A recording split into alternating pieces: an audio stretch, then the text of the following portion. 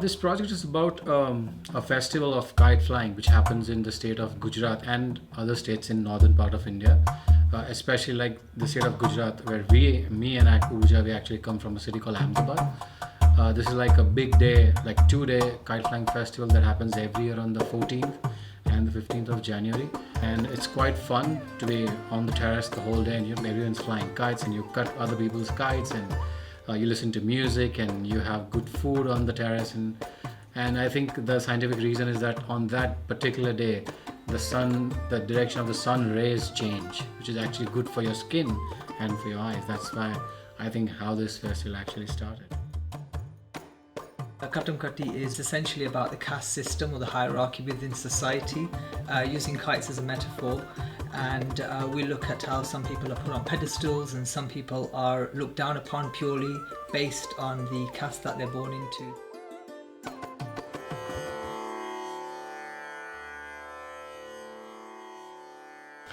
We hope that the fun element of the festival comes across, the competitiveness element comes across, and people who have witnessed the festival can relate to it, and people who have not witnessed the festival ever in their life are able to kind of get the experience of this unique festival. We had like a tour schedule already for spring 20 and autumn 20, which was all cancelled during COVID-19, and then we started kind of exploring the ideas of how we can reach the wider audience. This is when my creative producer started approaching Motion Dance Collective, and we kind of invited them to be part of this project, and collaborative myself and Omari, who is the artistic director.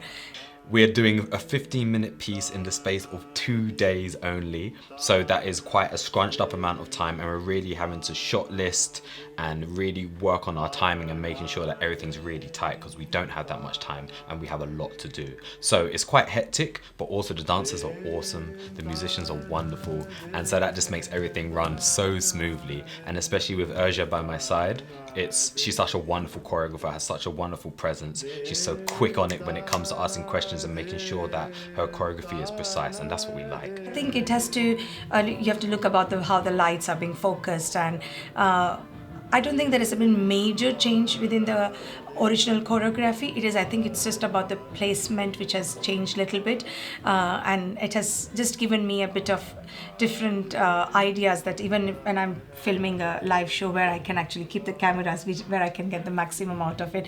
So it's, as I said, it's a really learning curve, and it's really enriching experience for me.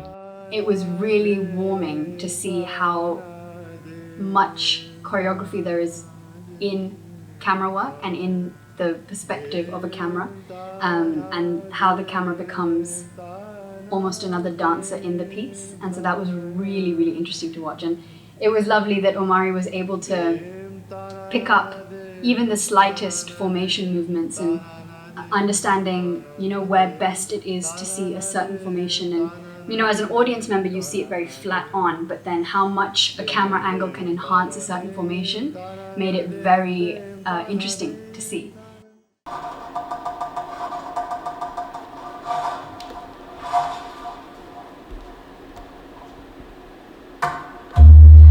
I have been extremely lucky even to have a very knowledgeable sound engineer, Camilo Tirado, and he has been amazing because the entire sound is wireless. So when initially we had thought about bringing entire musicians and musicians moving across a part of the choreography as one of the dancers, the biggest challenge was capturing all the sound with a great quality and how to kind of achieve that. I don't do a lot of location sound recording for films, but it's been really, really cool. The whole team have been, we've just met today. I met Omari on Zoom a couple of weeks ago, but the rest of the team we just met today, and everything has been very spontaneous and in the moment, and we're all learning from each other, and everyone, communication is great and is key really to making sure that everyone is comfortable and has what they need. It's been an incredible experience because we've got to not only work on instruments that we don't regularly play. I'm a tabla player, so I usually play the tabla. Same for Hiren, he plays the tabla. Instead we're playing pakhavaj, udu and kanjira, which is slightly different, and we're also thinking a lot about our role increasing. It's been increasing over the past few sessions that we've had developing the project, where we started off mainly as musicians, and then later on we then established characters and then their role within the entire play. It's been something quite unique actually in my musical journey. I'm used to stage performances where we kind of stand still or sit still. So to kind of move around and interact with the dancers is something I've never done before, and it's a lot of fun. What's quite interesting about dance on screen is that we don't see a lot of bodies of colour taking place within the screen dance festivals and the screen dance space. So I think it's so important, and I feel so honoured to be able to work with a South Asian dance company specifically, and to be able to forefront more bodies of colour being seen on our screens with dance.